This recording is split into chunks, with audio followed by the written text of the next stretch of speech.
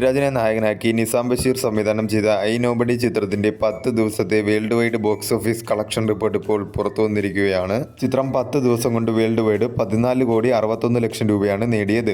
കേരളത്തിൽ നിന്നും 7,45,00,000 രൂപയും കർണാടകത്തിൽ നിന്നും 94 ലക്ഷം രൂപയും തമിഴ്നാട്ടിൽ നിന്നും 41 ലക്ഷം രൂപയും തെലുങ്കു സ്റ്റേറ്റിൽ നിന്നും 45 ലക്ഷം രൂപയും റെസ്റ്റ് ഓഫ് ഇന്ത്യയിൽ നിന്നും 20 ലക്ഷം രൂപയും ഓവർസീസിൽ നിന്നും 5,16,00,000 രൂപയുമാണ് ചിത്രം 10 ദിവസം കൊണ്ട് വേൾഡ് വൈഡ് ബോക്സ് ഓഫീസിൽ നിന്നും നേടിയത്. ഒരു മിക്സഡ് ആയിട്ടുള്ള റെസ്പോൺസ് ആണ് ചിത്രത്തിന് കേരള ബോക്സ് ഓഫീസിൽ നിന്നും ലഭിച്ചത്.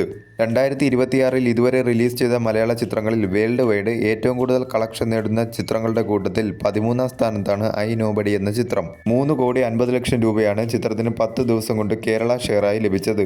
6,84,00,000 രൂപയാണ് ചിത്രത്തിന് വേൾഡ് വൈഡ് ഷെയറായി 10 ദിവസം കൊണ്ട് ലഭിച്ചത്. 25 കോടി ബഡ്ജറ്റിൽ ഒരുക്കിയ ചിത്രത്തിന്റെ ബഡ്ജറ്റിന്റെ 27.36% മാത്രമാണ് തിയേറ്ററിക്കൽ റിക്കവറിയായി 10 ദിവസം കൊണ്ട് നേടാനായി സാധിച്ചത്. ഓരോ ദിവസവും ചിത്രത്തിന്റെ വേൾഡ് വൈഡ് കളക്ഷനിൽ നല്ല രീതിയിലുള്ള ഒരു കുറവാണ് കാണപ്പെടുന്നത്. ചിത്രം ഒരു ഡിസാസ്റ്ററിലേക്കാണ് നിലവിലെ സാഹചര്യത്തിൽ പോയിക്കൊണ്ടിരിക്കുന്നത്. 40 കോടിക്ക് മുകളിലെങ്കിലും ചിത്രത്തിന് വേൾഡ് വൈഡ് കളക്ഷൻ ലഭിച്ചാലേ ചിത്രത്തിന് ഹിറ്റ് ടാഗിലേക്കെങ്കിലും എത്തിപ്പെടാനായി സാധിക്കുകയുള്ളൂ. നിലവിലെ ബോക്സ് ഓഫീസ് സാഹചര്യത്തിൽ ചിത്രത്തിന് ഹിറ്റ് പോയിട്ട് ആവറേജ് ഹിറ്റിലേക്ക് പോലും എത്താനുള്ള സാഹചര്യം ഇല്ല.